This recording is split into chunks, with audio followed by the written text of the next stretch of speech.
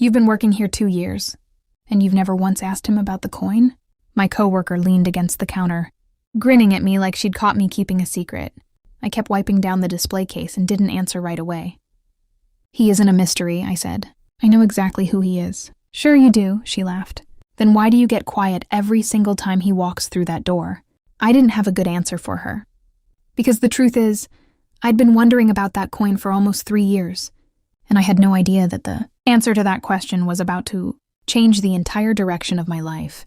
My name is Grace Bennett, and back then I was 26 years old. Most people who met me assumed I'd always wanted to work behind a bakery counter. I hadn't. Every morning at 4:30, I unlocked the front door of Rosewood Bakery, turned on the ovens, and had the first trays of bread ready before the sun came up. 3 nights a week, I sat in the back row of a community college classroom, working toward a certificate in music therapy. It was slow going, and it cost more than I had some months, but I'd wanted it since I was 17. Since the year my younger brother spent 4 months in a hospital bed, and the only thing that ever calmed him down was a therapist with a guitar. I never forgot the look on his face the first time that music actually worked. I decided right then I wanted to be the person who did that for someone else one day. The bakery job paid my bills while I got there. It wasn't glamorous, but I liked the rhythm of it. The flour on my hands. The regulars who came in at the same time every single day like clockwork. And one regular, more than any other, had become impossible for me to stop thinking about. His name was Michael Hale. He'd been coming in at exactly 6:45. Every morning for almost 3 years, always alone, always dressed like he had somewhere important to be right after. He ordered the same thing without fail. 1 plain croissant, 1 black tea, nothing else. He was polite in a quiet way, the kind of quiet that never felt cold, just careful. And every single morning, without exception before he left, he set 1 old silver dollar coin on the counter, not payment. He always covered his bills separately, in exact change down to the penny. That coin was something else entirely. He never explained it, and for 2.5 years I never asked. It just sat there between us like a small, comfortable mystery neither one of us touched. "Morning, Mr. Hale," I'd say, sliding his tea across the counter before he'd even reached the register. "Morning, Grace," he'd answer, the way he always did, like my name itself was worth saying slowly. "You're up before the sun again," he said one morning. "Somebody has to be," I told him. "You always say that," he said. "Because it's always true," I said.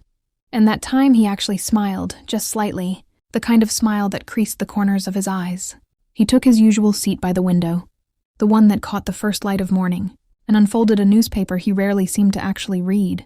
Over the years, I noticed things about him the way you notice things, about anyone who comes through your doors, morning after morning. He always tipped his cup slightly to the left before drinking, like checking the temperature out of habit. He always folded his napkin in half, then in half again, even when he hadn't used it. And he always left that coin. "You're doing it again," he said one morning without looking up from his paper. "Doing what?" I asked.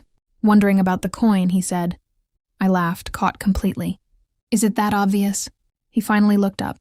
"You've been not asking me about it for 2.5 years. That's its own kind of obvious." I leaned against the counter. "So if I ask, will you tell me?" He thought about that for a moment.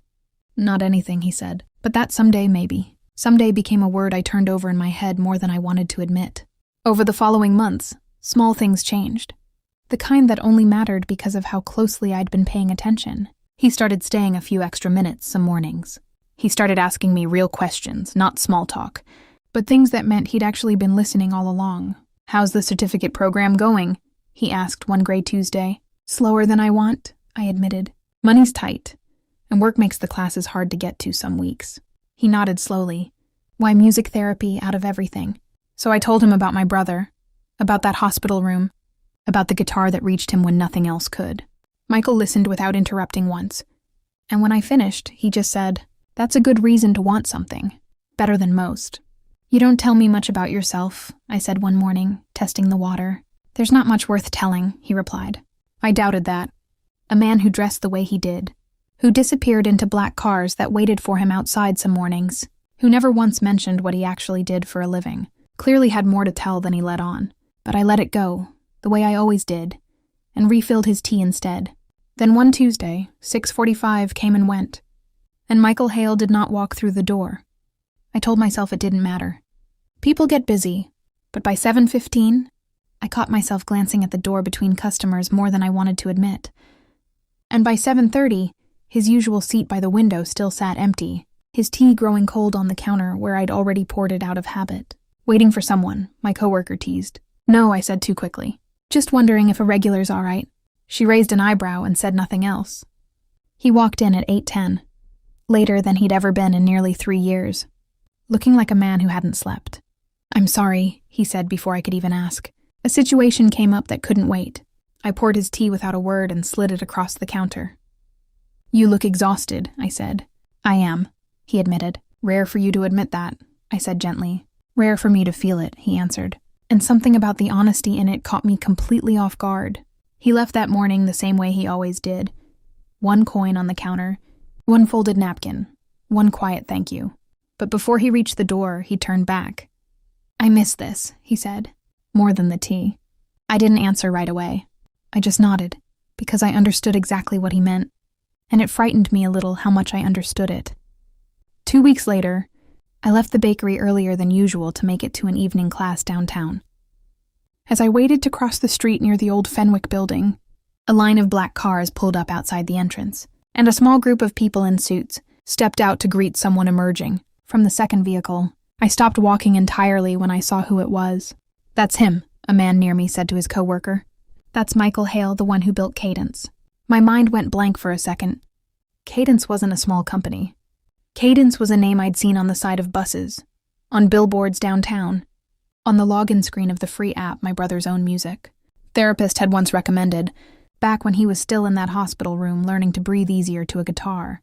Michael Hale hadn't just built a company. He'd built the exact kind of technology my brother's recovery had once depended on, and he had never said a single word about it to me. I watched him disappear through the glass doors of a building that had his name etched, quietly near the entrance, and I walked the rest of the way to class in a kind of daze, replaying nearly 3 years of quiet mornings in my head, wondering how I'd missed it, and wondering why a man like that ever needed to sit, alone in a small bakery drinking black tea, before sunrise. The next morning, I said nothing when he walked in at 6:45 exactly. I poured his tea and waited, watching him settle into his usual seat. "You found out," he said finally without looking up. I startled slightly. "How did you know?" "Because you're being polite in a way you never are with me," he said, almost smiling. "That usually means someone's found something out." I sat down across from him for the first time in nearly 3 years, an unspoken rule quietly breaking itself. Why does one of the richest men in this city come here every single morning for a plain croissant and black tea, I asked. And why does he leave the exact same coin every single day like it means something?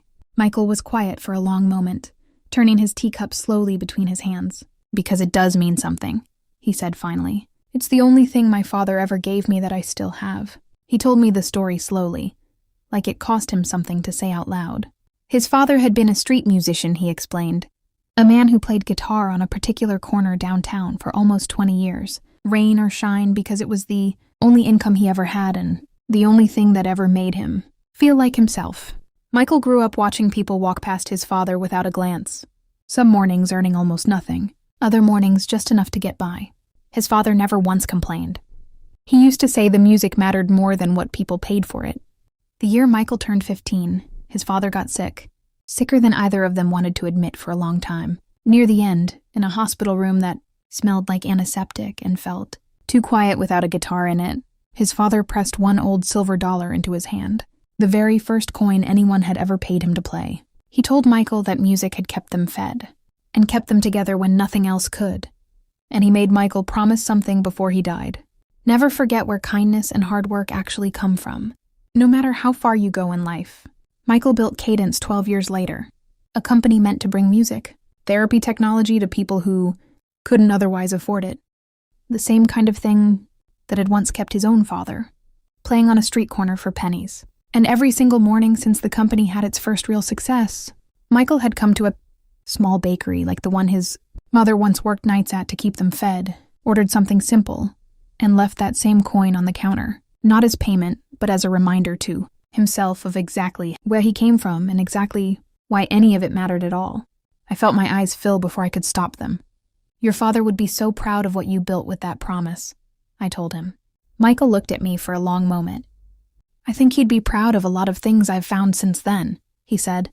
And the way he said it made it clear he wasn't only talking about the company. Over the months that followed, things changed slowly, the way real things usually do. Michael started staying long after his tea went cold. He started walking me to my evening classes some nights, waiting outside just to walk me home after. And quietly, without ever mentioning it to me directly, he made sure Cadence funded a scholarship for community, college students studying music therapy. The first recipient was announced with no fanfare at all, simply because I deserved to finish what I'd started without money being the reason. I couldn't. I finished my certificate the following spring. Michael sat in the third row at the small ceremony, applauding louder than anyone else in the room when my name was called. Afterward, I found him waiting outside, holding a small bouquet of white peonies. "You came," I said, unable to hide how much that meant. "I told you I would," he said. "I'm starting to believe you when you say things like that," I admitted. "Good," he said, "because I plan on saying a lot more of them." One quiet autumn morning, before the bakery had even opened its doors to anyone else, Michael arrived earlier than I'd ever seen him. He set his coin on the counter the way he always did, but this time he didn't let go of my hand when I reached for it.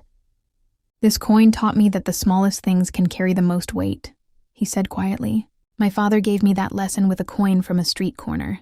Grace, you've given me the same lesson every single morning for 3 years, without ever knowing it." He knelt down slowly and opened a small box that held not a diamond, but a single old silver dollar set carefully into a ring, the very coin that had sat on my counter every morning for years. "Marry me," he said. "Let me spend every morning after this one the same way I've spent the best ones, with you." I laughed through tears, nodding before I could even find the words to say yes out loud. And the whole bakery, my coworkers, the regulars, even the old man who came in every Thursday for rye bread, broke into applause as Michael slid the coin ring onto my finger. I looked down at it, the same silver dollar that had once been a mystery, then a memory, and now a promise all its own. And I understood finally that it had never really been about the coin at all. It had always been about what a person chooses to remember, and who they choose to become because of it. If my story moved you, make sure to like this video and subscribe to the channel, because there are so many more stories like mine still to come. I'd love to know what you think in the comments. If you were me, would you have fallen for Michael before ever finding out who he really was? Or would discovering his fortune have changed the way you saw him from the very start? Let me know below, and I'll see you in the next story.